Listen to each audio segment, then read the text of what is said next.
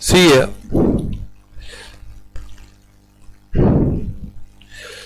Now we'll be starting with law for CFC. Now law and communication.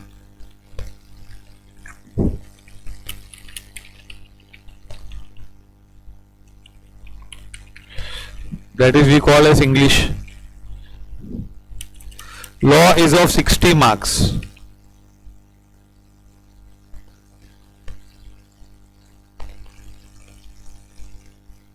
Yes.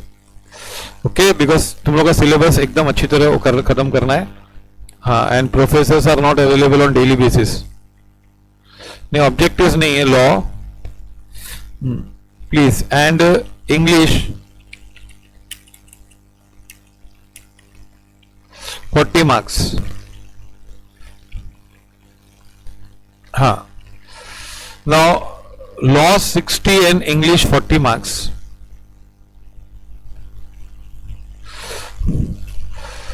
Now ये ना, this is a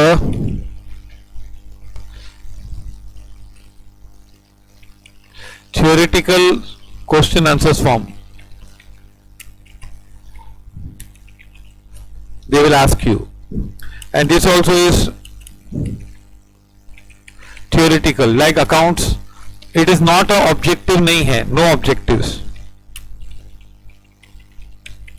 ये सब लिख दो क्वेश्चन. और तुम लोग को लॉ का नोटबुक में हर चीज लिखने का एक separate notebook banana.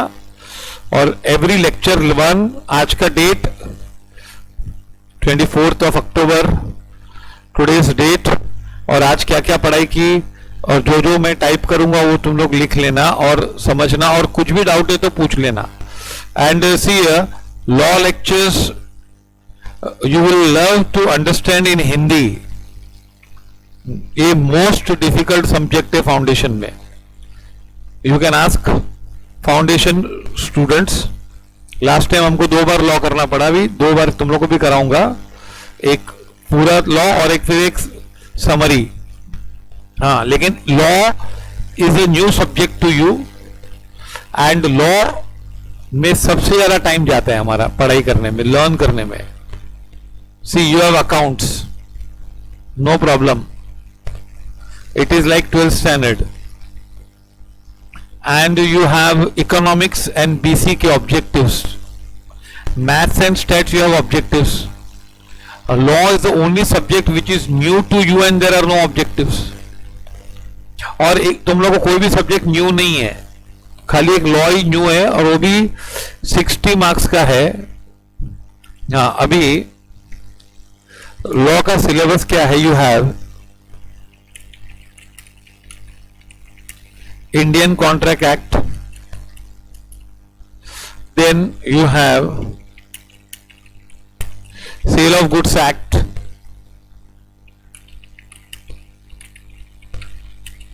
Indian Partnership Act, Limited Liability Partnership, and Basics of Company Law. ये 5 चीजें हैं तुम लोग को.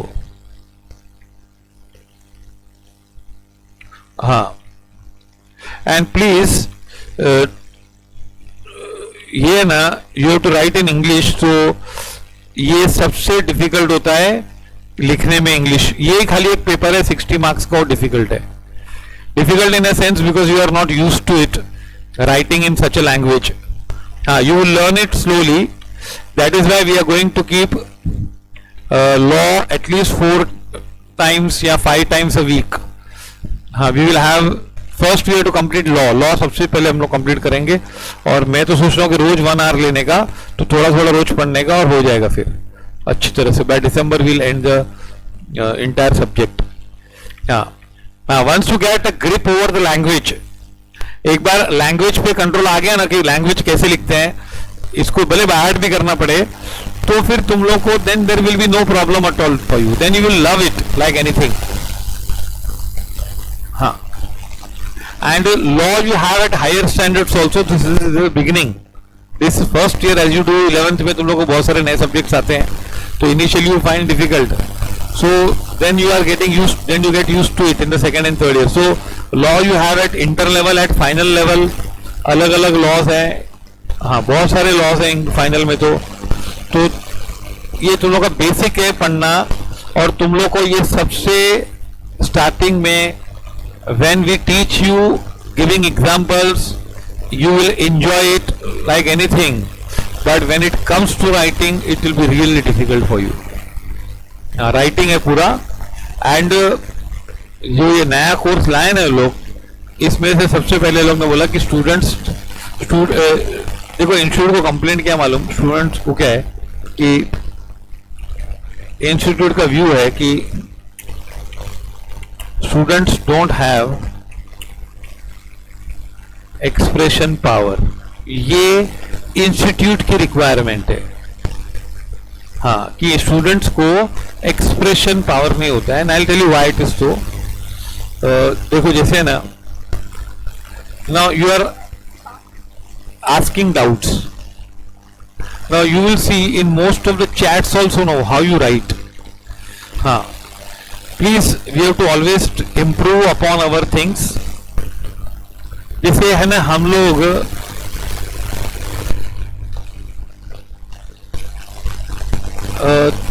चैट्स में भी है ना, हम लोग इंग्लिश में नहीं लिखते हैं अभी, तो most of you are from English medium,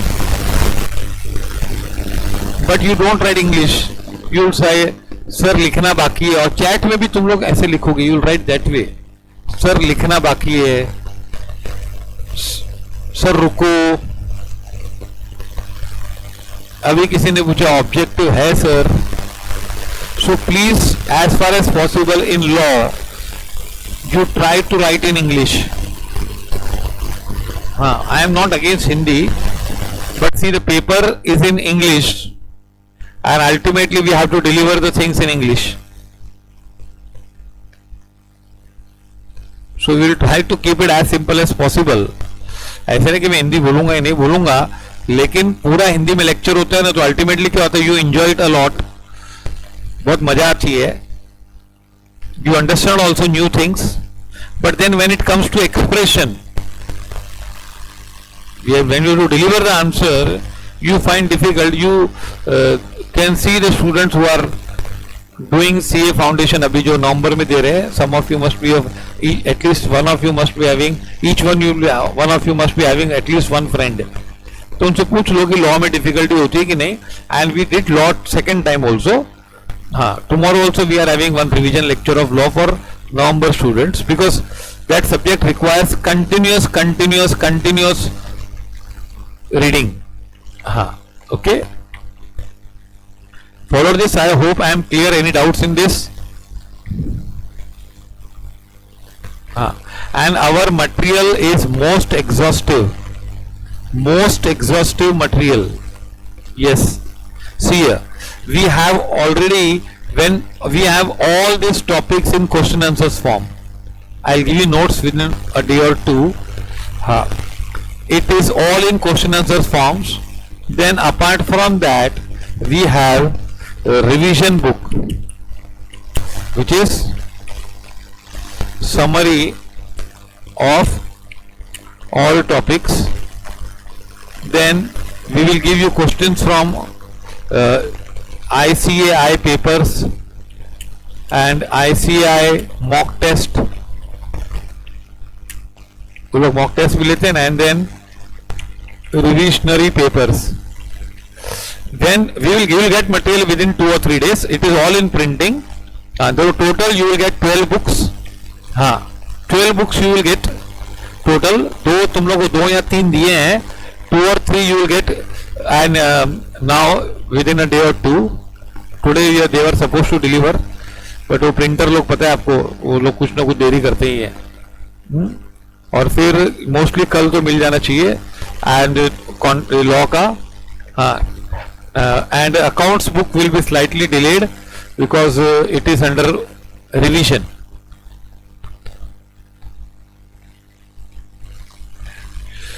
CA institute आपको देगा ना बुक, हाँ, तो मैं will before we start the subject you can ask all questions to me. All questions, don't worry about the first lecture. All questions, I am not in a hurry to start. You should know whatever questions you have. See here, तुम लोग है ना, बताता हूँ. CA text books के बारे में किसी ने पूछा है, and most of you must be having the questions on text books. So text books के बारे में you will get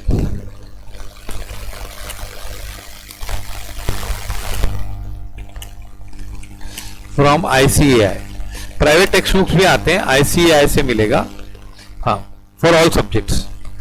सो हाँ, एंड अवर रिलायबल बुक्स, मतलब that is not called text book. इसको टेक्स्ट बुक है ना ICAI को, उसको बोलते हैं क्या? Study material. We have to start registering now. Yes, I will give the procedure within 1 or 2 days. Before December you have to register. हाँ, 31 दिसंबर तक रजिस्टर करना है, तो ही मे अटेम्प्ट के लिए एलिजिबल हो गया आप. हाँ, जल्दी रजिस्टर करोगे तो जल्दी बुक्स आ जाएंगे, रजिस्टर लेट करोगे तो बुक्स भी लेट आएंगे. हाँ, नाउ फर्स्ट है ना, we will give you text books from ICAI. हाँ, मटेरियल इज अवेलेबल, ऑनलाइन भी अवेलेबल है.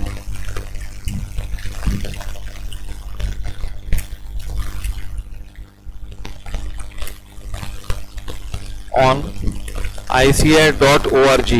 ये साइट पे मटेरियल अवेलेबल है. You have material available, don't worry about that. Okay, हाँ, मटेरियल अवेलेबल है हमारे पास. सब वो लोग फ्री में डाउनलोड करने देते हैं. You can download it. अभी है ना, क्या होता है, एक कॉन्फ्लिक्ट होती है. हर एक सब्जेक्ट के लिए एक स्ट्रेटेजी होती है. देखो क्या है, accounts. तो accounts there is no need to worry. You follow Zulesh sir. And exhausting coverage, revision lectures also we have. Recorded lectures revision वाले ये तो लाइव लेंगे ही. फिर जो तुम लोग की जैसे टेस्ट होती है ना, उसके 2-3 दिन पहले हम लोग रिकॉर्डेड लेक्चर्स लगाएंगे. हाँ, और फिर वो तुम लोग को पढ़ के, और जो क्लास में क्या पढ़ के एग्जाम देना है. So see what you have, what you can do it, उसमें देखने का. ओके, हाँ, अभी हम लोगों ने अकाउंट्स का 2 बार रिवीजन लिया है ये बैच में, और तुम लोग अभी लेंगे. लेकिन please follow the study plan. हाँ, अकाउंट्स के लिए तुम लोग को रिलायबल का टेक्स्ट बुक इज सफिशिएंट. अभी लोगों को कंफ्यूजन होता है सब्जेक्ट में कि मैं टेक्स्ट बुक रिलायबल से करूं कि मॉड्यूल करूं. कितने लोग पढ़ते हैं यहां से? देखो, तुम लोग क्लास में इसमें पढ़ने वाले हो ना, तो पढ़ाई भी इधर से करो और फिर मॉड्यूल को रेफर करो.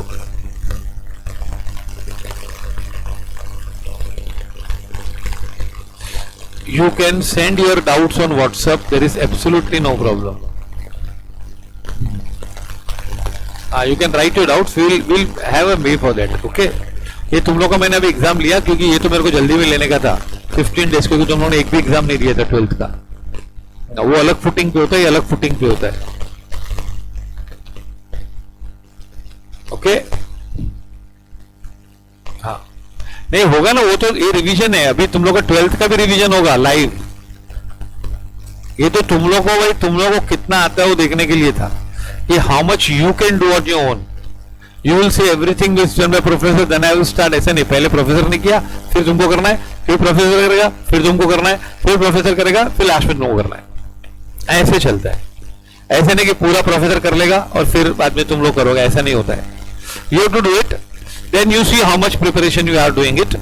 हाँ, टेस्ट क्यों लेते हैं भाई? तुम लोग देखो तुम्हारा कितना आता है. So you come to know that I am not unable to appear this. मुझे यहाँ पे प्रॉब्लम है, मुझे ऐसा है. हाँ, वो एक स्टडी का मेथड होता है. स्कूल में भी ऐसे ही होता था ना.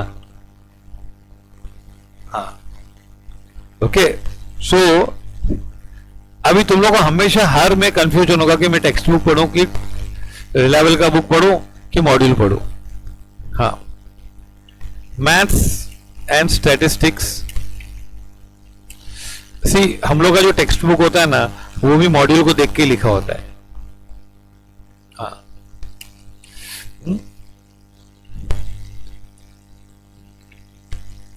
We have a text book which is based on module only. हाँ, तो तुम लोग, our book is more exhaustive text book. Reliable का बुक एकदम एग्जॉस्टिव है. हाँ, एकदम तुम लोग बोलोगे इतना सब दिया हुआ है. हाँ, देन मॉड्यूल भी है. अब ये कहीं से भी पढ़ो, no problem, because maths class में करोगे फिर प्रॉब्लम कहीं से भी करो. We don't expect that you do text books, you do from module. And module होगा तो टेक्स्ट बुक तो तुम्हारा हो ही चुका है. तो हाँ, फिर eco and BCK. Now eco and BCK and law क्या होता है कि we give you text book, तो students are tempted to use module, कि मॉड्यूल से पढ़ाओ. मैं तुम लोगों को दोनों में से पढ़ाऊंगा. लास्ट टाइम इको था ना, इको मैंने पूरा मॉड्यूल से कराया. फिर लास्ट में बच्चों ने बोला कि सर उससे अच्छा तो रिलायबल का टेक्स्ट बुक है. हाँ, मॉड्यूल फ्रॉम आईसीएआई. हाँ, मॉड्यूल फ्रॉम आईसीएआई का मॉड्यूल. देखो क्या कंफ्यूजन क्या होता है, जैसे गवर्नमेंट के टेक्स्ट बुक्स होते हैं और क्लासेस की बुक होती है, तो तुम लोग बोले गवर्नमेंट की बुक से आने वाला है. तो ये तुम लोग, अभी तुम लोग बच्चे हो तो तुम लोग को ये दिमाग में हमेशा रहेगा. When you grow up, तो you will see no concept is more important. लेकिन अभी तुम लोग के एज में ये दिमाग में रहेगा. तो मैं तुम लोग को दोनों पढ़ाऊंगा, दोनों बताऊंगा कि मॉड्यूल में क्या लिखा है और हमारे टेक्स्ट बुक में क्या लिखा है. मॉड्यूल भी तुम लोग को तुम्हारे पास रहेगा, तो we will refer. We are not against module, but तुम लोग देखो उसकी लैंग्वेज है ना बहुत टफ होती है. हाँ, तो फिर लेकिन मैं नहीं पढ़ाऊंगा तो तुम लोग को पता कैसे चलेगा टफ है, और हमारी लैंग्वेज इजी है और सब कंप्लीट है, तो कैसे पता चलेगा जब कंपेयर करोगे तो ना. हाँ, नहीं तो बच्चे क्या करते हैं कि टेक्स्ट बुक ले लेते हैं, फिर बोलते हैं नहीं मैं तो मॉड्यूल पढ़ूंगा, तो फिर वहां पे रिजल्ट का प्रॉब्लम हो जाता है. क्योंकि एक सोर्स से पढ़ा है हमने और फिर उसमें हमको वो छोड़ के दूसरा पढ़ना शुरू कर देंगे. तो मैं तुम लोग को दोनों पढ़ाऊंगा ताकि तुम लोग कंफ्यूज नहीं हो कि मैं क्या पढ़ूं. मैथ्स में तो प्रॉब्लम ही नहीं है. मैथ्स में तुम लोग प्रॉब्लम देख सकते हो कि सेम ही प्रॉब्लम है, तो क्या तकलीफ क्या उसमें, है ना. आ रहा समझ में मैं जो बोल रहा हूं. हाँ, तो we will do our notes, मतलब नोट्स हमारे, and we will do module also, no problem in that. हाँ, एंड समरी नोट्स में एग्जॉस्टिव है पूरे, और हम लोग समरी लिखेंगे भी साथ साथ में. समझ रहे, तो हर एक सब्जेक्ट का स्ट्रेटेजी होता है. And see you can ask any subject, whether अभी तो फाउंडेशन में हो तुम लोग, CAFC, हाँ, इंटर, फाइनल, एनी सब्जेक्ट. खाली इंटर में 50 मार्क का IT आता है, वो मेरे को ध्यान में नहीं है मुझे. बाकी you can ask any subject के डाउट. हाँ, कभी भी, एनी टाइम. ओके. हाँ, there is absolutely no problem. हाँ, ओके. हाँ, ऐसे प्रोफेसर भी अवेलेबल है, ऐसा कुछ नहीं है. सब प्रोफेसर को पूछोगे तो अच्छा है. हाँ, तो ये कोई भी लेवल पे तुम लोगों को बिल्कुल प्रॉब्लम नहीं आएगा. There is a method to clear CA. हाँ, लेकिन एक मेथड नहीं है. एक मेथड ये नहीं है कि बगैर पढ़ के पास हो सकता हूं, कि नहीं, इम्पॉसिबल, नोबडी कैन पास. और तुम लोगों को जुलेश सर ने बताया ना how to cope all the things both, वो भी मैंने पहले लेक्चर में बताया था तुम लोगों को. हाँ, ठीक है, तो लॉ शुरू कर दो. अच्छा, ठीक है, चलो. हाँ, अभी सी है. पहला क्या है, first we are starting with Indian contract act. अभी ना ये लॉ का नाम क्या, देखो, द इंडियन कॉन्ट्रैक्ट एक्ट. अभी है ना तुम लोग को ये पता है कि लॉ बनता कैसा है.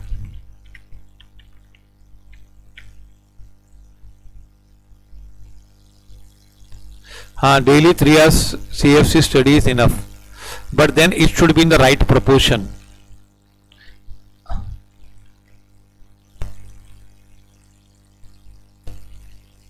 नो 12th मार्कशीट नहीं, मैं बताता हूँ तुम लोगों को. अभी अलाउ किया उन्होंने, don't worry, within 2-3 days will allow everything. Okay. हाँ, and I am thinking of doing registration in the classes only. Classes पे आके साइट पे रजिस्ट्रेशन करो, मैं बता दूं कैसे करने का. हम लोग गाइड करेंगे पूरा. हाँ, ओके. हाँ, इंडियन कॉन्ट्रैक्ट एक्ट। हाँ, अब है ना, तुम लोग को मैं ब्रीफ इंट्रोडक्शन देता हूं कि लॉ बनता कैसा है। हमारी पार्लियामेंट होती है ना, उसमें लोकसभा होता है, और ये सिविक्स में पढ़ा होगा तुम लोग ने, और स्टेट लॉ होते हैं। स्टेट लॉ हम बात नहीं करते, हम सेंट्रल लॉ की बात करते हैं। पार्लियामेंट होती है। हाँ, तो यहां पे ना एक बिल प्रपोज होता है, एकदम शॉर्ट में बताता हूं। See here, a bill is proposed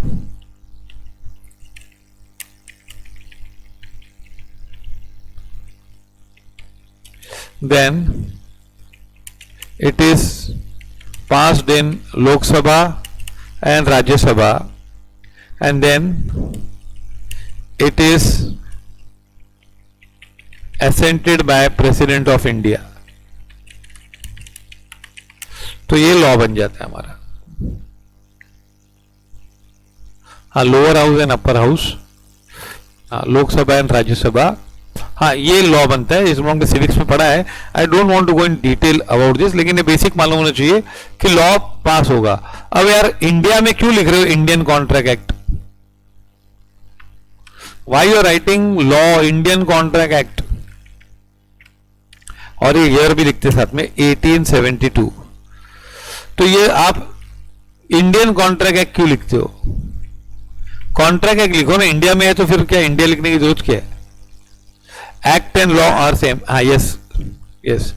When a bill is passed, it becomes an act and it is called law.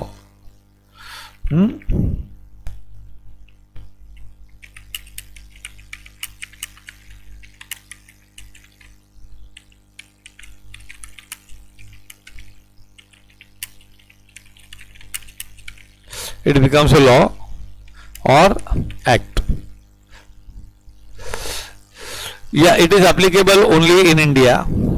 हाँ, but the problem is that Indian Contract Act 1872, okay?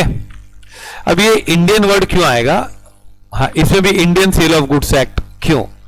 See, this law was made before we got freedom.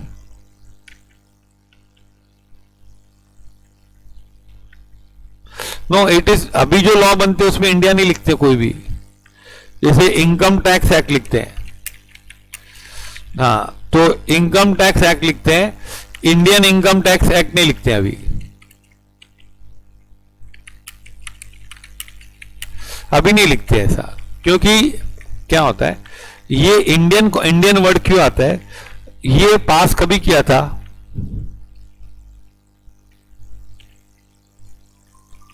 Past when?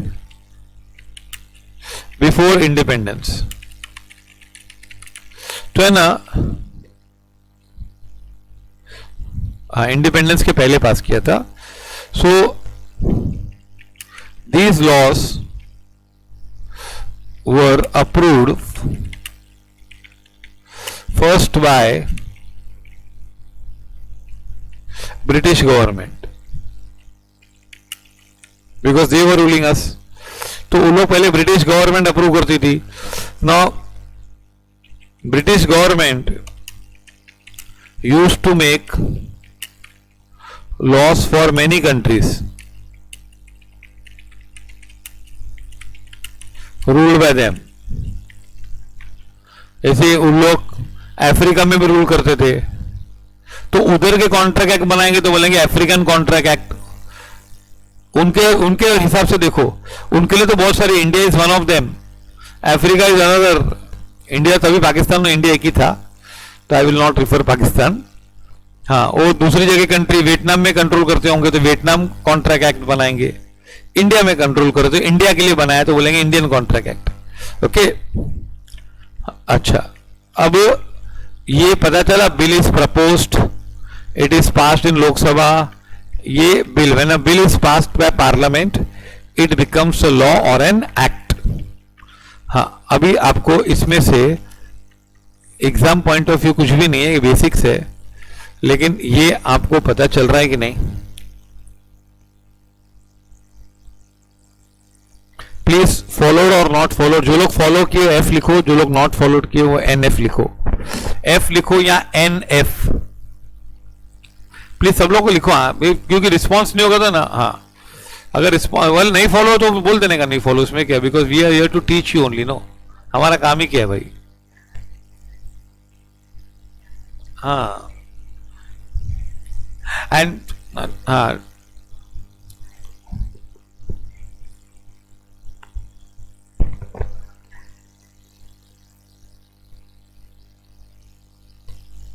Yes, very good. अब है ना, हाँ, contract act, सी, तुम लोग ने word तो सुना होगा कॉन्ट्रैक्ट, हाँ कि नहीं? You must have heard the void contract.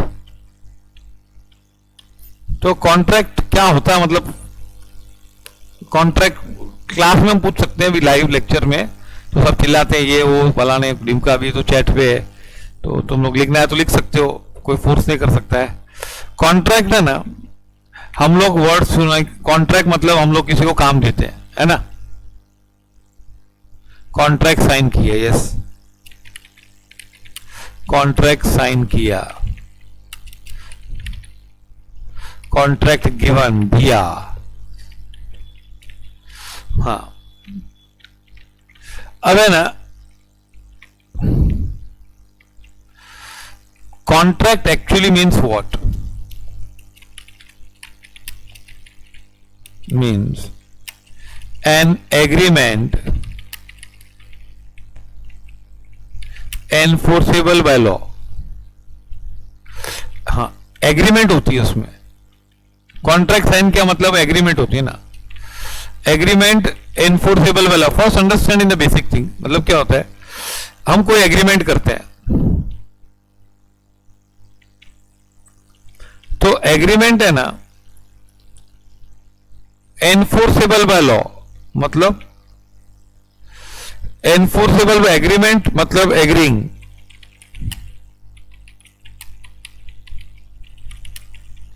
To do something और agreeing not to do something, है ना। एग्रीमेंट में क्या होता है, हम लोग एग्री करते हैं कि मैं ये करूंगा या मैं ये नहीं करूंगा, बस। जैसे मैं रोज गाना गाता था तो पड़ोसियों को बहुत परेशानी होती थी, तो वो लोग ने एक बार परेशान होकर बोला कि सर आप मत गाया मत करो प्लीज। तो मैंने बोला महीने का 6,000 रुपये दे देना, मैं नहीं गाऊंगा, मैं एग्री करते, मैं कभी नहीं गाऊंगा, आपको मेरी आवाज बर्दाश्त नहीं करनी पड़ेगी। तो वो लोग ने एग्री किया, चलो 6,000 दे देंगे। तो यहां पे मैंने क्या एग्री किया, I have agreed to do something और agreed not to do something. मैं बोला मैं गाना नहीं गाऊंगा, 6,000 रुपये दे देना, हाँ, वो भी एग्रीमेंट होती है ना। हाँ, एग्रीमेंट का मतलब होता है कि एग्रीइंग टू डू समथिंग और agreeing not to do something. ये नॉट टू डू समथिंग होता है ना, वो होता है एब्सटेन, क्या बोलते हैं इसको, और agreeing to do something is called act. हाँ, ये लिखो बिंदा, तुम लोग लिखो, नोटबुक बना के लिखो प्लीज, हाँ, बहुत समय है तुम्हारे पास। कॉन्ट्रैक्ट साइन किया, कॉन्ट्रैक्ट दिया, give contract. Contract means what, an agreement enforceable by law. अब एग्रीमेंट में होता क्या है, हम एग्री करते हैं, यार मैं ये नहीं करूंगा, डर मत, मैं मानता हूं, मैं वचन देता हूं, मैं नहीं करूंगा, ये बोलते हैं हम, है ना। मैं बोलता हूं मैं कभी नहीं करूंगा, अच्छा मुझे 25,000 दे दे, मैं अपनी जबान नहीं खोलूंगा, तो ये भी एग्रीमेंट है कि नहीं, कुछ नहीं करने का एग्रीमेंट है।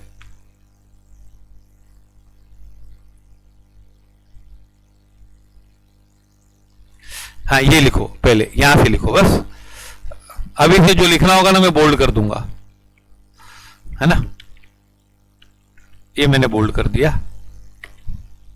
हाँ, और है ना एक देखो, हाँ ये भी बोल्ड ही लिखवा,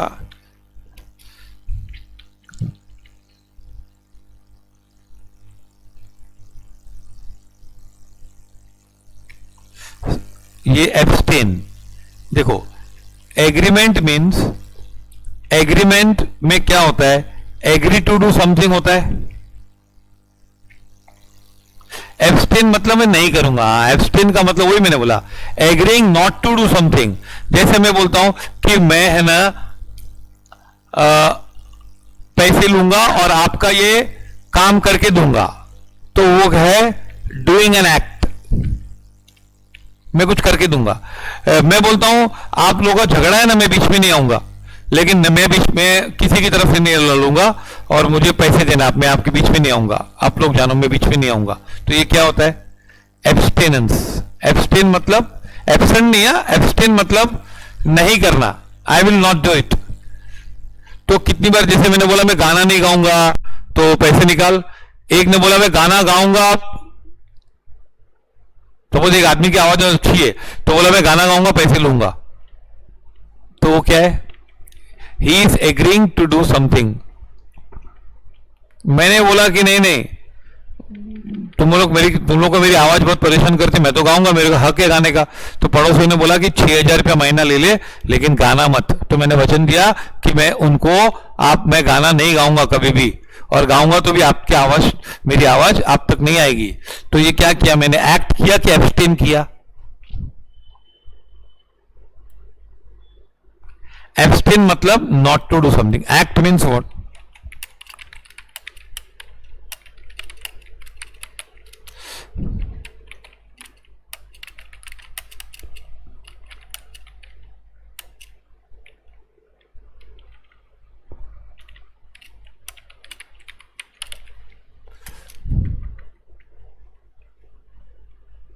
हाँ एब्सटेन का मतलब नॉट टू डू समथिंग, मैं एग्री करता हूं कि मैं कुछ नहीं करूंगा।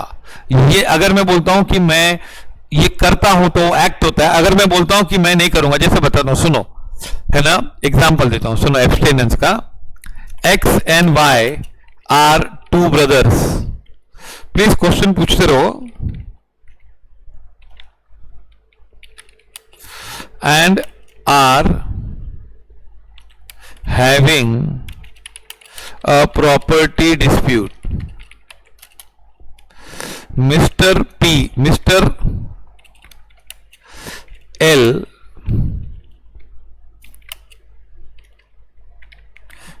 L is a famous property lawyer.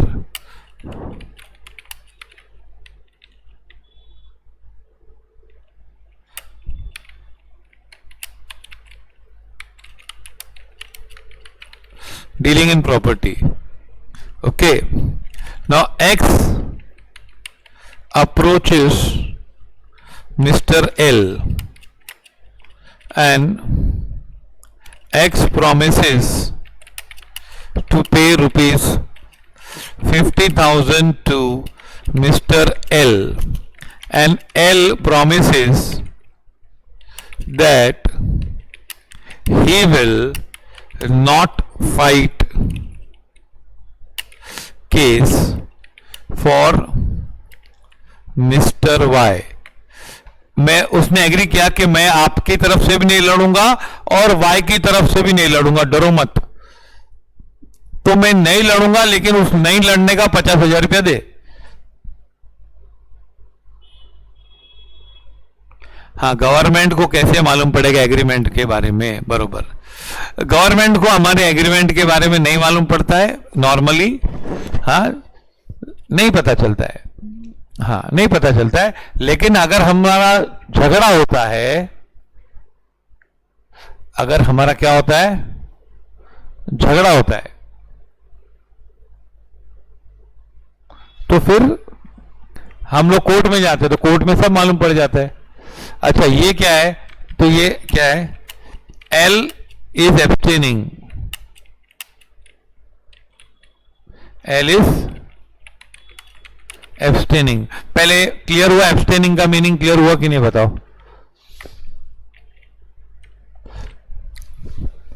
हाँ आराम से, वो प्यार से पढ़ो, ऐसा वो टेंशन लेके खत्म नहीं करना है पूरा, क्योंकि स्टार्टिंग में बेसिक्स, देखो बेसिक्स रॉन्ग होते हैं ना, फिर हमारा स्टार्टिंग एंड तक तकलीफ होती है। बेसिक्स में टाइम ज्यादा जाएगा, कुछ प्रॉब्लम नहीं।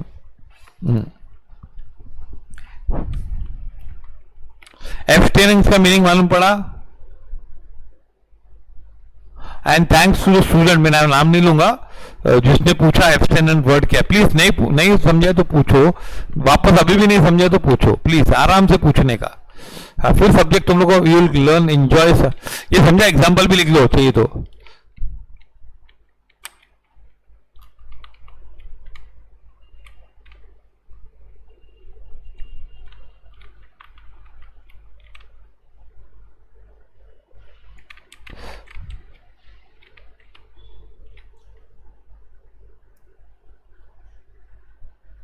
नहीं, हर एग्रीमेंट गवर्नमेंट को पता नहीं होती है, गवर्नमेंट पढ़ती भी नहीं है एग्रीमेंट क्या है तुम्हारी। तुम लोग का डिस्प्यूट होगा ना, डिस्प्यूट होगा तो कोर्ट में जाओगे ना, तो कोर्ट को बताना पड़ेगा ना हमारा एग्रीमेंट है।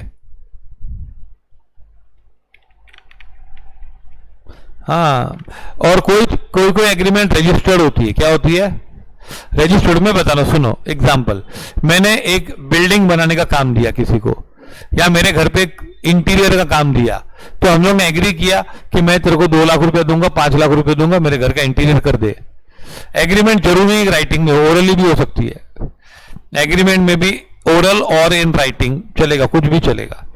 ओरल होता है तो प्रूव करना मुश्किल होता है कोर्ट में, it becomes difficult to prove in the court. हाँ, प्रूव करना मुश्किल होता है कोर्ट में, it is difficult to prove in the court. No, court में कैसे प्रूव करेंगे, बहुत मुश्किल होता है। लेकिन ऐसा नहीं कि ओरल एग्रीमेंट नहीं होती है। जैसे हम रिक्शा में बैठते हैं वो भी एक एग्रीमेंट होता है, हम लोग एक चाय पीते हैं होटल में वो भी एक एग्रीमेंट होता है। ये छोटे छोटे एग्रीमेंट्स होते हैं। हम कॉलेज में एडमिशन लेते वो एग्रीमेंट होता है, क्लासेस ज्वाइन करते एग्रीमेंट होता है। अभी क्लासेस का एग्रीमेंट हमारे राइटिंग में होता है क्या? स्कूल का एग्रीमेंट राइटिंग में होता है क्या कि मैं तुमको पढ़ाऊंगा, पैसे दूंगा? ऐसा नहीं, ओरल होता है।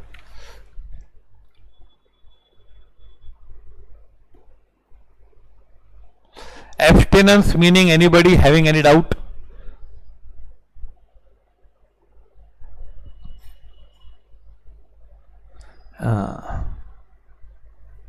हाँ, एग्रीमेंट ऑलवेज रिटर्न नहीं होता है। अच्छा, अब है ना, मैंने क्या बोला, कॉन्ट्रैक्ट। कॉन्ट्रैक्ट में एग्रीमेंट होती है। क्या होती है? एग्रीमेंट मतलब हम मानते हैं कुछ करने का। हाँ, एन एनफोर्सेबल बाय लॉ मतलब, हाँ, पूरा तुम लोग को मैं पूरा समझ सिखा दूंगा, फिर हम लोग क्वेश्चन से शुरू करेंगे। एग्रीमेंट, कॉन्ट्रैक्ट क्या है? Agreement by law. No, enforceable by law means if there is a dispute between parties to an agreement, if there is a dispute between parties, जो parties लोग हैं ना एग्रीमेंट के बीच में, उन लोगों का झगड़ा है, if there is a dispute between parties to an agreement, then any one of them can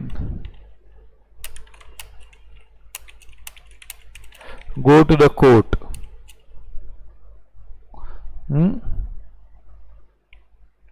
and complain। समझा ये? अगर एनफोर्सेबल बाय लॉ मतलब क्या कि कोर्ट में जा सकते हैं दोनों। हाँ, जैसे एक्स ने वाई को बोला कि मैं तुझे घर बना के दूंगा, I will make a house for you, तो दोनों party, both the parties can go to the court अगर झगड़ा हुआ तो। जैसे वाई ने पैसे दिए, Y has paid money but X is not making the house, तो Y can go to the court. या एक्स ने घर बना दिया and Y is not paying money, तो कोर्ट में जा सकते हैं, तो उसको बोलते हैं enforceable agreement. What?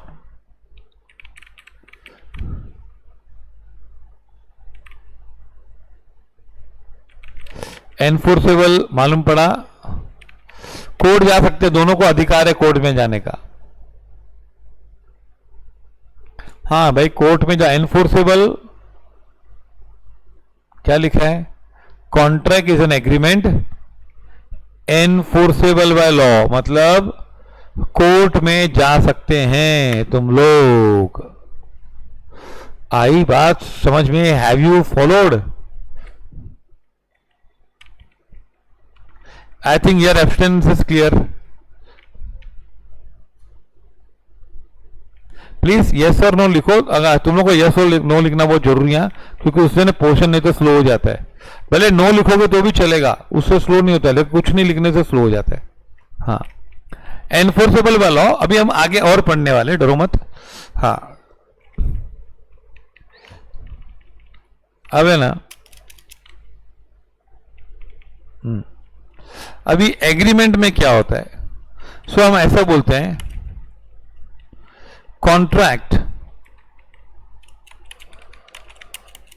Contract is equal to agreement plus, मतलब एग्रीमेंट होनी चाहिए और दोनों पार्टियां कोर्ट में जा सकते हैं। If there is a dispute, of course ऐसे कोर्ट में तो कोई जाता नहीं घूमने को, झगड़ा होगा तो ही कोर्ट में जाते हैं ना भाई। हाँ, ऐसे थोड़ी कोई जाता है। Nobody goes court just for the sake of fun और just for visiting it, isn't it?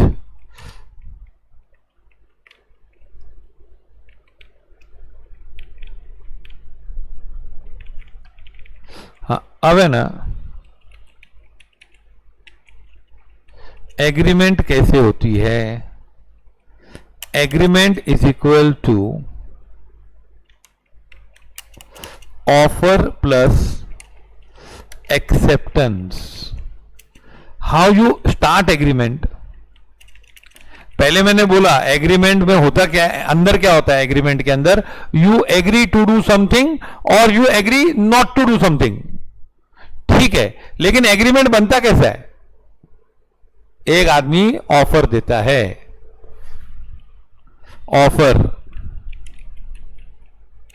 It is also called proposal, है ना, और वो प्रपोजल एक्सेप्ट होता है।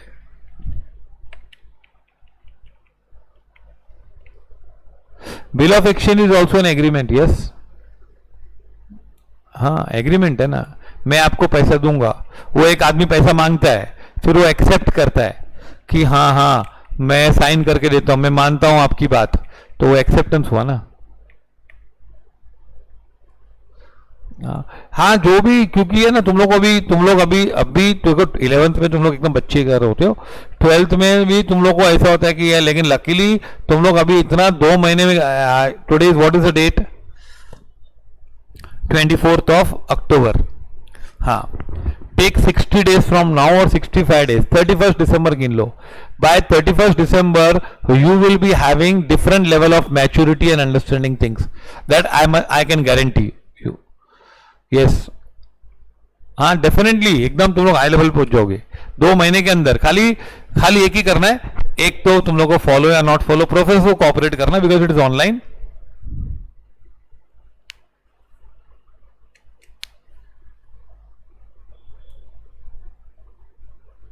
अरे माय डियर, अभी तो मैंने कुछ, देखो मैंने क्या बोला तुम लोग को, तुम लोग डाउट तो व्हाट्सएप पे भी पूछ सकते हो ना यार।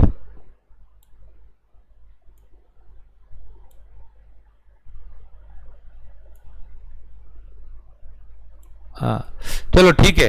अभी ये offer plus acceptance,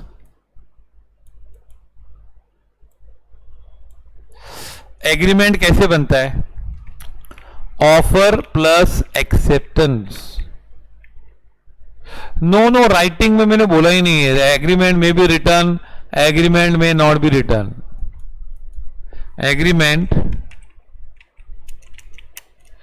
may be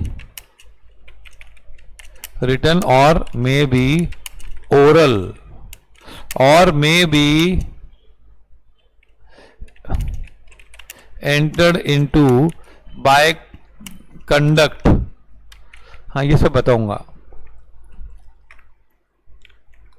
agreement में होता कि एक ऑफर होती है और एक एक्सेप्टेंस होता है ना। राइटिंग में जरूरी नहीं है, not necessarily always in writing. Agreement may be in writing, may be oral also, और may be by conduct, words भी नहीं, बोला भी नहीं, लिखा भी नहीं.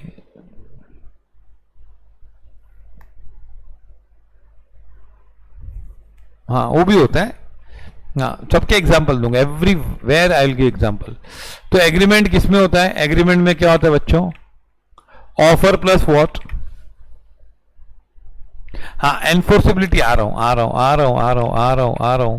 एनफोर्सेबल मैंने बताया यहां पे, पर ये मालूम पड़ा offer and acceptance. Offer is called proposal. तो कोई भी चीज एग्रीमेंट कभी होती है जब प्रपोजल होता है और एक्सेप्ट करते हैं कि नहीं. ऐसे तो हम लोग एग्रीमेंट होते हैं क्या? नहीं. हाँ ऐसे मैं तुमसे 50,000 मांग सकता हूं? नहीं मांग सकता हूं. मैं बोलेगा देख आपने एग्री किया था, आपने माना था, है ना, तो ही मान सकता हूं. तो एग्रीमेंट के नीचे क्या होता है? एक ऑफर होता है और एक्सेप्टेंस होता है. व्हाट? हाँ it start with offer plus acceptance. जैसे suppose you want to go to Bandra from Mira road, तो रिक्शा वाले को तुम लोग ऑफर दोगे कि भाई साहब, हे रिक्शा वाले, क्या will you come to Bandra, है ना? ऑफर दोगे कि नहीं? तो हां बोलेगा या ना बोलेगा? अगर उसने हां बोला तो क्या हो गया? एक्सेप्टेंस. हाँ मैं आता हूं उस पर, अभी मैं ये एक्सप्लेन कर रहा हूं. I explain you, don't worry. तुम लोग लिख लो, अंडरलाइन कर दो, मैं सब एक्सप्लेन करूंगा. हाँ हाँ if I forget you remind with वो टाइम पे. ना बोला तो एक्सेप्टेंस नहीं हुआ, फिर एग्रीमेंट नहीं हुई ना, क्योंकि एक्सेप्टेंस ही नहीं हुआ ना. एब्सटेन का मतलब नहीं करना. नहीं, एब्सटेन नहीं हुआ, वो रिजेक्शन हुआ. एब्सटेन तो मतलब मैं बोल रहा हूं कि मैं काम, मैंने माना कि मैं एग्री करता हूं कि मैं काम नहीं करूंगा. आई एम एग्रीइंग कि मैं आपके बीच में नहीं आऊंगा, डरो मत. ये रिजेक्शन हुआ. हाँ ना बोला ना रिक्शा वाले ने, तो वो एक्सेप्ट नहीं हुआ, रिजेक्शन हुआ. ऑफर होना चाहिए और एक्सेप्टेंस. अगर ऑफर हुआ और एक्सेप्टेंस हुआ तो क्या हो जाएगा? ऑफर को प्रपोजल भी बोलते हैं. तुम लोग प्रपोजल, प्रपोज करना, उसको तुम लोग अलग सेंस में मत लेना. हम लोग रोज प्रपोज करते हैं, रोज. हाँ तुम लोग भी रोज प्रपोज करते हो. एक वड़ा पाव खाते तो भी हम प्रपोज करते हैं कि वड़ा पाव चाहिए, मतलब मैं पैसा देने को तैयार हूं, क्या आप मुझे वड़ा पाव दोगे? तो ये तुम लोग ने क्या डाला है? प्रपोजल दिया. तुम लोग ने प्रपोज किया. भाजी खरीदते तो प्रपोज करते हैं, ऑफर किया ना, वो प्रपोजल है. प्रपोजल मतलब प्रपोज किया हमने. तो एवरीवेयर भी प्रपोज, है ना. और जहां पे एक्सेप्टेंस हो जाता है तो क्या है? हाँ कितनी बार लोग, तुम लोग जैसे तुम लोग दुकान पे जाते हो तो तुम लोग बोलते हो ये दोगे 25 रुपए में दोगे? अच्छा 25 रुपया पाव दोगे भाजी? तो ये तुम लोग ऑफर कर रहे हो. 10 रुपया में आधा किलो दो, तो ये ऑफर किया. फिर जो वेजिटेबल वेंडर होता है वो बोलता है हाँ देता हूं, तो उसने एक्सेप्ट किया. नहीं 10 रुपये पे तो नहीं आएगा, तो रिजेक्शन हो गया. नहीं, rejection and acceptance are not one and the same. हाँ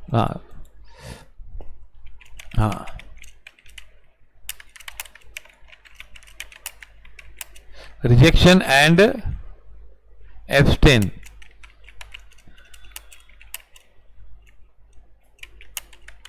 सेम बता दो. तुम लोगों को 3 एग्जाम्पल देता हूं. X offers mister Y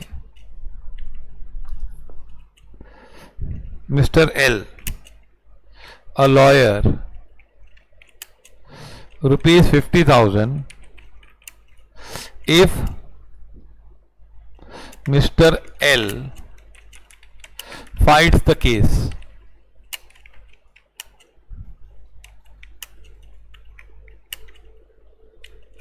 X.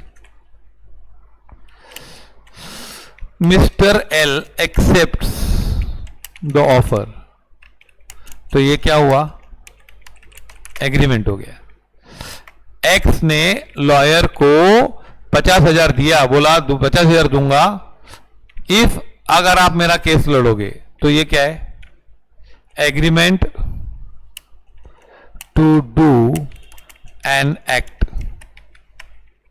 समझा ये?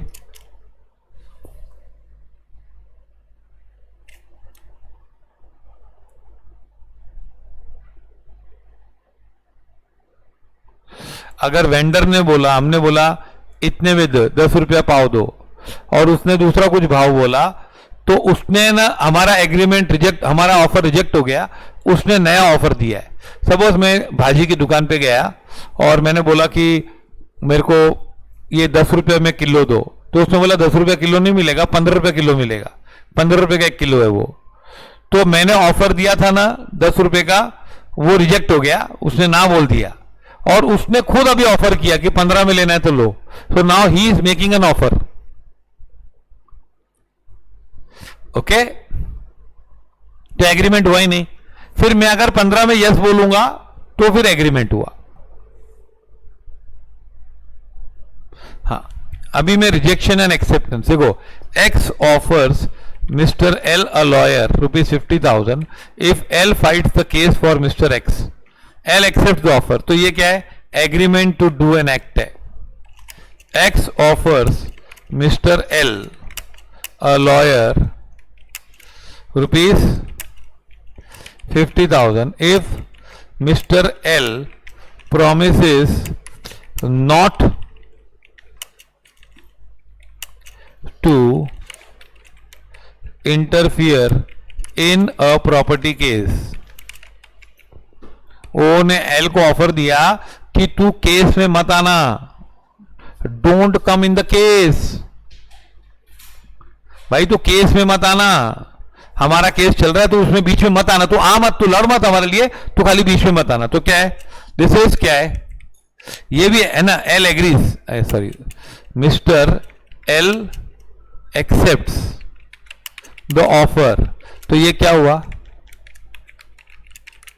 Agreement to abstain. एग्रीमेंट तो किया ना उसने, उसने हाँ बोला मैं नहीं आऊंगा बस।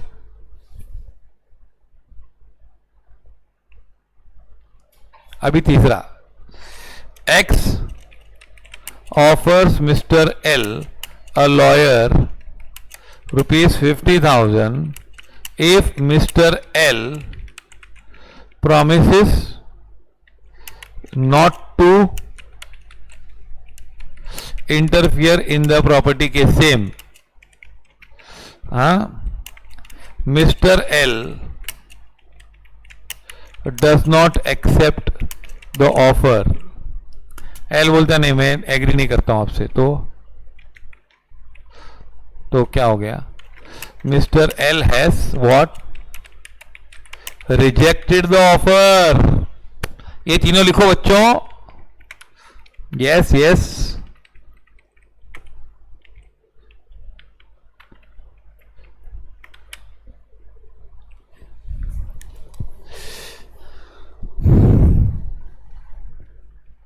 समझा एब्स्टेनेंस और रिजेक्शन जिसने पूछा था मतलब, और बहुत लोगों को डाउट होगा, ये लिख दो example please, please have a writing habit.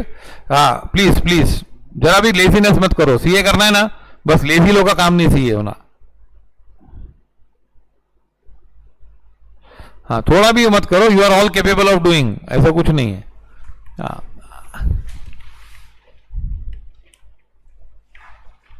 ये तीनों एग्जाम्पल लिखो, फिर धीरे धीरे तुम लोग को आएगा लिखने को।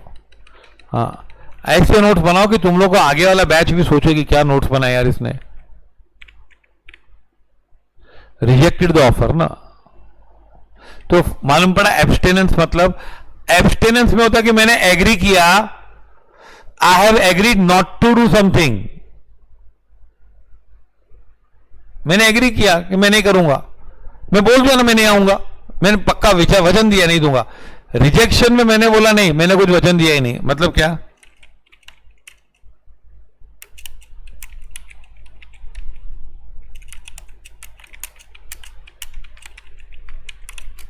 और क्या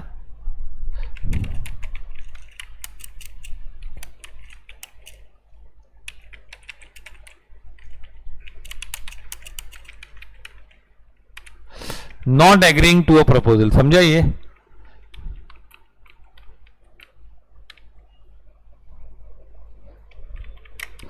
एब्सटेनेंस मतलब agreeing not to do, agree किया इसमें, agreeing not to do something. और रिजेक्शन क्या होता है? Not agreeing to a proposal. ठीक है, अब हम लोग एग्रीमेंट पे थे। एग्रीमेंट कैसे बनती है? हाँ, एनफोर्सेबिलिटी पे आते हैं।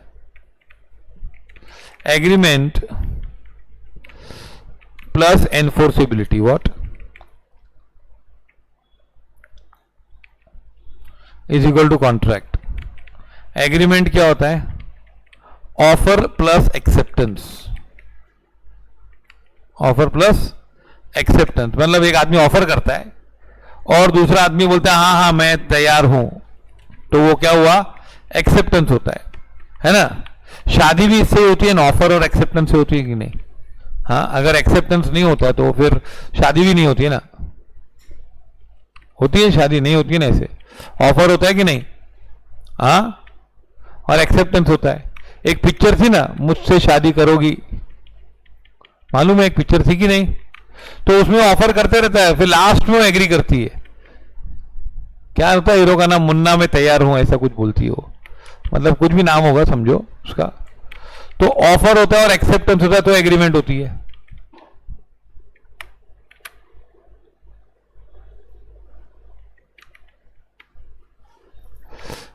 Follow this. हाँ, हर चीज में एग्रीमेंट होती है। एक वड़ा पाव खरीदते तो भी एग्रीमेंट होती है, एक ऑफर होता है और एक्सेप्टेंस होता है। हाँ, तो are you clear about offer and acceptance? We will do in detail. ये तो हम लोग खाली इंट्रोडक्शन कर रहे हैं, अभी पूरा डिटेल में पढ़ेंगे, लेकिन बेसिक्स मालूम होने से क्या है। और है कुछ नहीं, it is all common sense. It is not like accounts का रूल्स है, ऐसा कुछ नहीं है इसमें। हाँ, तो offer plus acceptance is agreement. हाँ, अब सवाल आता है एनफोर्सेबिलिटी।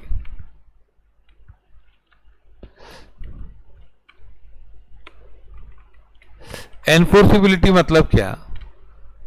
ये जो लिखा है वो समझा?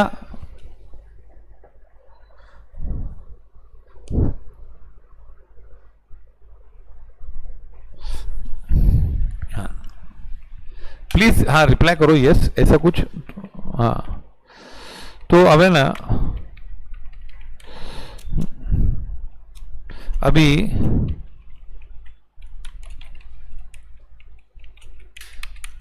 enforceability means if there is a dispute between parties have a right to go to court. हाँ, कोर्ट ऑफ लॉ। हाँ, क्योंकि कोर्ट तो बहुत सारे होते हैं आजकल, बैडमिंटन कोर्ट भी होता है, हम लोग को कोर्ट ऑफ लॉ बोलने का। अगर झगड़ा है तो एनफोर्सेबिलिटी मतलब मैं भी केस कर सकता हूं और तू भी केस कर सकता है, कोर्ट में जा सकते हैं। आजकल ऐसा कितना बोलते हैं, कोर्ट में घसीट के लेके जाऊंगा। रियल में कोई घसीट के नहीं कहता, आराम से टैक्सी में या रिक्शा में या साइकिल पे भी जा सकते हैं, पैदल भी। कोई घसीट के कोई नहीं आता है, ऐसा खाली बोलते कोर्ट में घसीटूंगा तुझे, ऐसा। हाँ, देखा ना जॉनी एलएलबी पिक्चर देखी? Jolly LLB 1 2। हाँ, यूट्यूब पे अवेलेबल है, तो तुम लोग देख सकते हो ऐसे कि एनफोर्सेबिलिटी मतलब क्या है।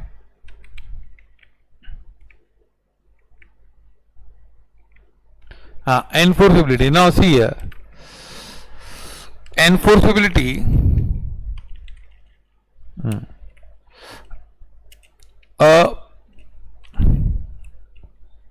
for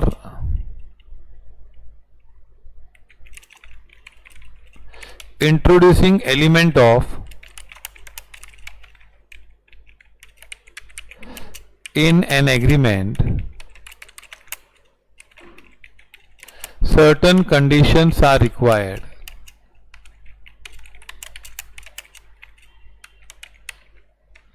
हाँ, अभी एनफोर्सेबिलिटी के लिए बहुत सारे कंडीशंस होते हैं। हाँ, फॉर इंट्रोड्यूसिंग एलिमेंट ऑफ एनफोर्सबिलिटी का के लिए, अगर देखो एग्रीमेंट हो गई, आपने एग्रीमेंट कर दी, लेकिन जरूरी नहीं है कि वो एनफोर्सेबिलिटी हो, उसमें एनफोर्सेबिलिटी हो, एग्रीमेंट में भी एनफोर्सेबल, में नॉट भी एनफोर्सेबल। कितनी एग्रीमेंट एनफोर्सेबल नहीं होती है? अब आप बोलोगे एग्जांपल बताओ कौन सी एग्रीमेंट एनफोर्सेबल नहीं होती है। हाँ बताता हूं मैं तुम लोग को। सी है, जैसे एग्रीमेंट्स होते हैं ना, एग्जांपल बताता हूं। एग्रीमेंट्स में क्या होता है? ऑफर प्लस एक्सेप्टेंस होता है। Not there is offer and acceptance no. तो एग्रीमेंट को बेसिकली हम बोलते हैं ऐसे ही लूजली कि दो टाइप के एग्रीमेंट्स हैं। क्या?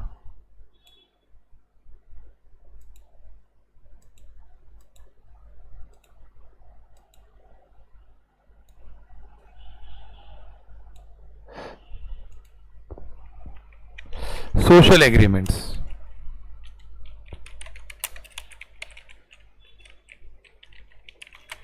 एंड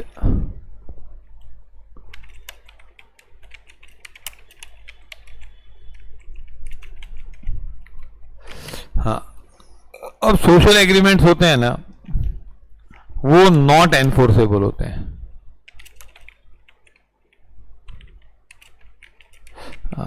क्यों? देखो एग्रीमेंट में ऑफर एंड एक्सेप्टेंस होता है। सोशल एग्रीमेंट्स में क्या होता है कि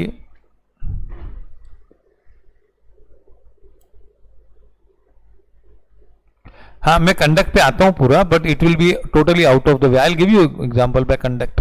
कंडक्ट पे पूरा है हमारे पास, उसको टैसिट कॉन्ट्रैक्ट बोलते हैं, टैसिट एग्रीमेंट्स बोलते हैं। I am coming to that. क्योंकि उस समय किसी बच्चे ने पूछा कि एग्रीमेंट राइटिंग में होते हैं, तो मैंने बोला राइटिंग में भी होते हैं, ओरल भी होते हैं और कंडक्ट से भी होते हैं, है ना। किसी स्टूडेंट ने पूछा कि एग्रीमेंट क्या होते हैं, राइटिंग में होना जरूरी है, मतलब उस इंप्रेशन में था उसके कि भाई राइटिंग में ही होना चाहिए। ऐसा जरूरी नहीं है राइटिंग में एग्रीमेंट हो, ओरल भी हो सकती है, वर्ड से बोल दी है, और विदाउट वर्ड कंडक्ट। एग्जांपल दे देता हूं, चलो जब इतना पूछ रहे हो तुम लोग, तो जैसे देखो तुम लोग ने देखा वेइंग मशीन होती है। अरे स्टेशन पे वेइंग मशीन नहीं होती है, पहले होती थी, मालूम है ना, पैसे डालते थे, है ना, पैसे डालते और फिर टिकट आती है, आपका वजन इतना है। तो वो एग्रीमेंट कंडक्ट से होती है ना। आप किसी से बात करते हो क्या? नहीं। आप कुछ लिख के एग्रीमेंट करते हो? नहीं। आप 1 रुपया डालते हो और उसमें वजन लिख के आता है, तो ये क्या हुआ? It's agreement by conduct. कुछ बोला नहीं। हाँ, राइट, और राइटिंग में भी नहीं है, ओरल भी नहीं है, वर्ड्स यूज ही नहीं किए, विदाउट वर्ड्स। जैसे मालूम पेप्सी का डिस्पेंसर होता है, वो कहीं कहीं जगह पे, इंडिया में बहुत कम जगह होता है कि तुम लोग 10 रुपए डालोगे तो पेप्सी निकल के आएगी। फॉरेन में होता है $1 या 1 दिरहम डालेंगे ना तो पेप्सी निकल के आती है उसमें से। तो वो भी कौन सी एग्रीमेंट हुई है? हमने पैसा दिया और वो देगा। अगर पैसा डाला और नहीं निकला पेप्सी का वो, तो फिर हम केस कर सकते कि मैंने पैसे डाले और आपने नहीं दिया, मुझे पेप्सी नहीं मिली। तो वो तो क्या हुआ? It is by conduct, no. हाँ, वेंडिंग मशीन, ओके। हाँ, और वो वेइंग का मशीन भी होती है कि नहीं, वेट करने का ना। हाँ, बॉन्स में है, अच्छी बात है, आऊंगा बॉन्स में देखने। बॉन्स कौन से कॉलेज में? अच्छा आ जाऊंगा मैं देखने, देखता हूँ। हाँ, एटीएम मशीन भी ऐसे ही हो सकती हैं। हाँ, अंधेरी वाला, अच्छा ठीक है, मैं अंधेरी कॉलेज में था 11th में, वेरी गुड, याद आ गई मुझे। हाँ ना, और मैं तो ये इसमें कौन सी मशीन है, अरे यार ये वेइंग मशीन में तो मैं जाता ही नहीं कभी। अब बंद करा दी मैंने, सब जगह बंद हो गई। हाँ, मैंने कंप्लेंट करा के बंद कराई। सच्चे तो झूठ लगता होगा तुम लोगों को। ठीक है, झूठ भी अच्छा मस्त है, लेकिन देखो, हाँ मैंने बंद करा दी क्योंकि मैंने एक बार 1 रुपया डाला उसमें और मेरी इतनी बेइज्जती की उस लोग ने, तो मैंने सब बंद करा दी मशीनें। मैंने 1 रुपया डाला उसमें वजन के लिए, तो उधर टिकट भी लिख के आया कि एक बार एक ही आदमी आएगा, कृपया करके एक बार एक ही आदमी आना चाहिए, समझा? तो मैं तो एक ही आदमी था, मेरी बेइज्जती की, उसको लगा इतना वजन ज्यादा है कि 2-3 आदमी खड़े हैं, तो फिर मैंने बंद करा दी सब जगह। अभी देखो सब एक भी स्टेशन पे नहीं है। अच्छा ठीक है। हाँ हाँ, अभी सोशल एग्रीमेंट्स क्या होते हैं? सुनो, अभी मेन चीज यहां पे आती है, सोशल एग्रीमेंट्स होती है। Social agreements are not enforceable. मतलब क्या होता है, कुछ एग्रीमेंट ऐसे होती है जिसमें नहीं, खाली एक्सेप्ट नहीं, ऑफर और एक्सेप्ट हो गया ना तो खाली एग्रीमेंट हो। जैसे ना, एक फादर ने प्रॉमिस किया अपने बच्चे को कि तू है ना, तू अगर एसएससी में 80% लाएगा ना तो मैं तेरे को बाइक लेके दूंगा। ऐसे बहुत सारे फादर प्रॉमिस करते हैं। हाँ, कि तो अगर एसएससी में 80% लाएगा ना, if you bring 80% in SSC I will give you a bike. Now the sun got 85%. The father is refusing to give the bike. Tell me, is the agreement enforceable? It's a social agreement. It's a social agreement. Can you file a case? Can you go to the court? Court को बोलोगे मेरे पिताजी ने बोला था, पिताश्री, है ना, कि आपने कहा था मैं आपको बाइक लेके दूंगा, मैं 85% लेके आया, तो एनफोर्सेबल नहीं है ना। हाँ, प्रॉमिस की एग्रीमेंट है। Suppose you promise to your friend that we will go for a movie,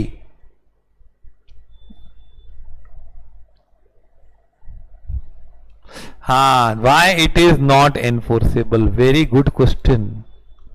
every question is an opportunity, because क्या होता है,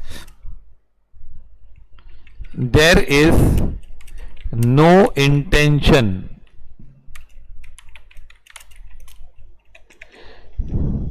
to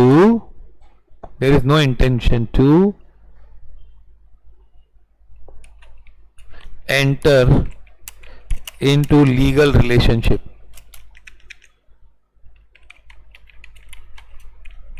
हाँ, लीगल रिलेशन नहीं रखना है भैया इसमें। वो एग्रीमेंट से मालूम पड़ता है कि ऐसा कोई दोनों पार्टी का कोर्ट में जाने का कोई विचार नहीं था। हाँ, जैसे मैंने अपने फ्रेंड को बोला कि तू सैटरडे को छुट्टी ले, मेरा बर्थडे है,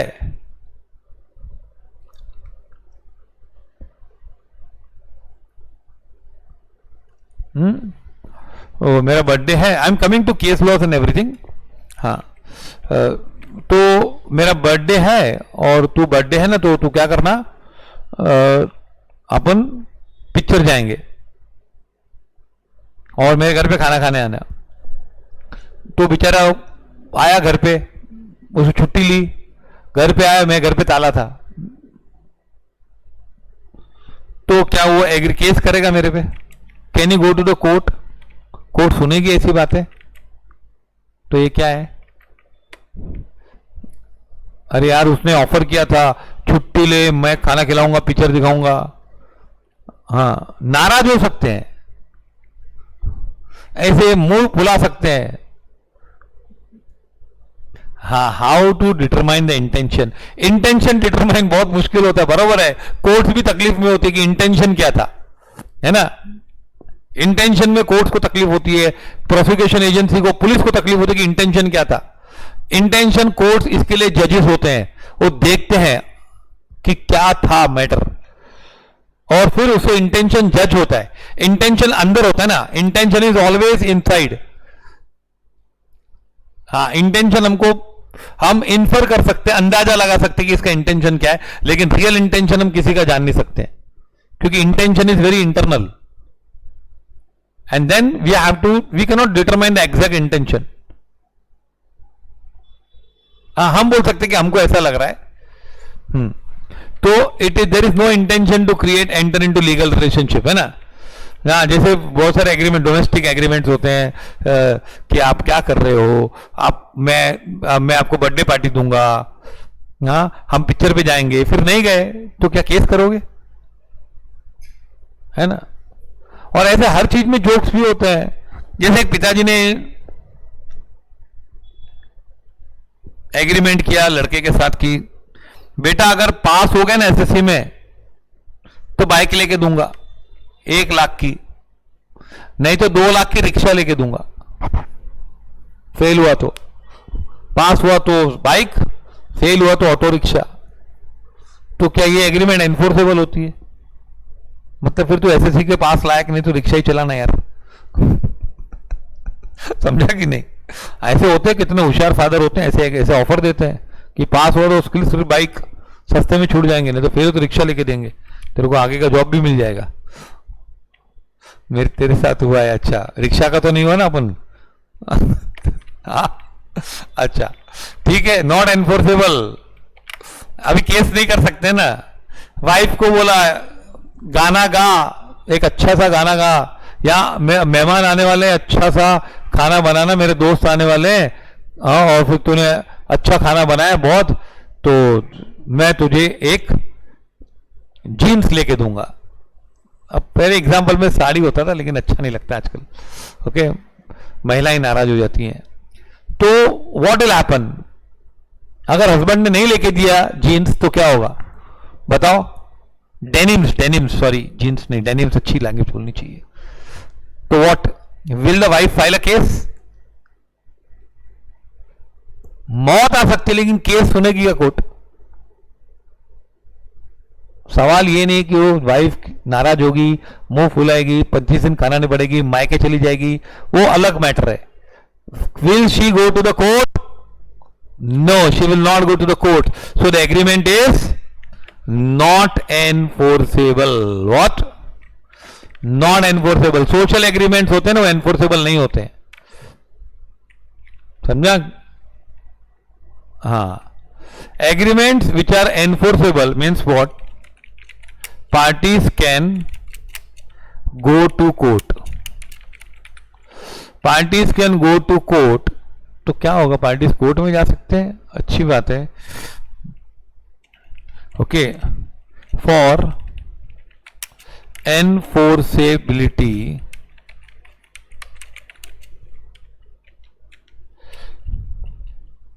some conditions are to be satisfied। कुछ कंडीशन सेटिस्फाई करनी पड़ती है। These conditions are called essentials of a contract। What? अगर आप कोर्ट में नहीं जा सकते हो तो सोशल एग्रीमेंट्स नॉट एनफोर्सेबल। हाँ, एनफोर्सेबल एक तो सोशल एग्रीमेंट्स होते हैं और एनफोर्सेबल एग्रीमेंट होते हैं। मतलब एनफोर्सेबल मतलब parties can go to the court. हाँ अच्छा, एनफोर्सेबिलिटी के लिए बहुत सारी कंडीशन होती है, खाली इंटेंशन नहीं होता है। इंटेंशन होगा ऐसा नहीं, intention to create legal relationship तो होता ही है, लेकिन there are some conditions to be satisfied. Some conditions है ना, से अबाउट 10 कंडीशंस सेटिस्फाई करते हैं तब जाके एनफोर्सेबिलिटी होती है। और वो 10 कंडीशंस को, this conditions are called essentials of a contract. What?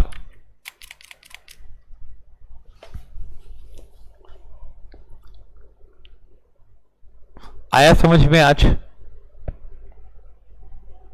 अब सब लोग यस और नो लिखो। हाँ, अभी लिखना नहीं आएगा, लिखना बहुत मुश्किल है, but then if you keep on writing with me, I am assuring you by 31 December you will be, तुम लोग बोलेगा लॉ हमको आता है पूरा। हाँ नहीं, लिखना बाकी है, सी इट इज, ये तो बताया मैंने, लिखना बाकी है। हाँ देखो बच्चों, ये समझना इजी है, लिखना मुश्किल होता है। जब मैं बोल पा रहा हूं तो लिखने की मैं तैयारी करता हूं, लोग साथ में लिखो मेरे, और फिर आंसर्स कैसे लिखने के उसके लिए अलग राउंड होता है पूरा। हाँ, और ये खाली इसमें काम नहीं आएगा। Once you acquire the writing ability of law, it will help you in economics, it will help you in English, it will help you in OC also, all 12th के सब सब्जेक्ट में हेल्प होगा। हाँ, because you can write now, no. हाँ, समझना easy होता है लेकिन लिखना बहुत मुश्किल होता है, फिर से बता रहा हूँ। हाँ प्रेम करना आसान होता है, प्रेम पत्र लिखना मुश्किल होता है ना. Writing a love letter is a different story then loving it. No, है ना. प्रेम पत्र लिखना कितना मुश्किल होता है.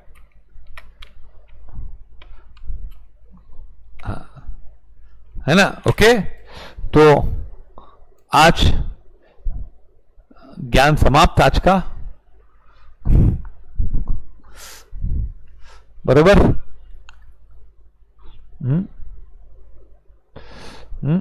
हाँ, ये तुम लोग ने लिखा है कि नहीं सब पूरा. हाँ, एफर्ट्स लगाने का बहुत मजा भी आएगी, ऐसा कुछ नहीं. When you achieve something, efforts लगा के अचीव करते तो बहुत मजा आती है ना. यू फील सेटिस्फेक्शन, नाइट, है ना. ओके, ठीक है, आज इतना ही.